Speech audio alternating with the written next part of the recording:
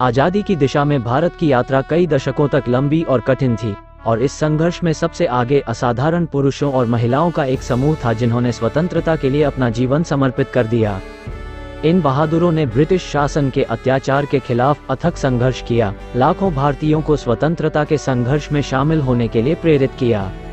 राष्ट्रपिता महात्मा गांधी शायद भारत के स्वतंत्रता सेनानियों में सबसे प्रसिद्ध हैं।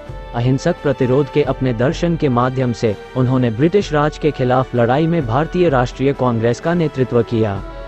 भगत सिंह, एक क्रांतिकारी समाजवादी, ने भारतीय स्वतंत्रता आंदोलन में एक महत्वपूर्ण भूमिका निभाई। उन्हें 23 साल की छोटी उम्र में मार दिया गया था, लेकिन उनकी विरासत बहादुरी और बलिदान के प्रतीक के रूप में जीवित है। सुभाष चंद्र बोस, जिन्हें नेताजी के नाम से जाना जाता है, एक करिश्माई नेता थे जो अंग्रेजों के खिलाफ सशस्त्र प्रतिरोध में विश्वास करते थे।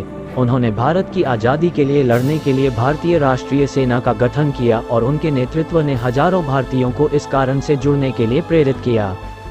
सरोजिनी नायडू एक कवयित्री और राजनीतिक कार्यकर्ता थीं जिन्होंने भारतीय स्वतंत्रता आंदोलन में महत्वपूर्ण भूमिका निभाई थी।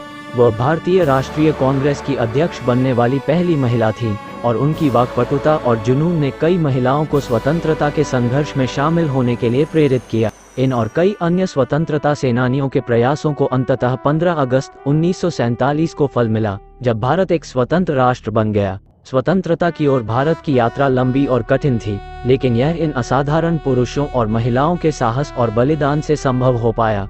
राष्ट्र के प्रति उनकी निस्वार्थ सेवा के लिए हम उनके ऋणी हैं।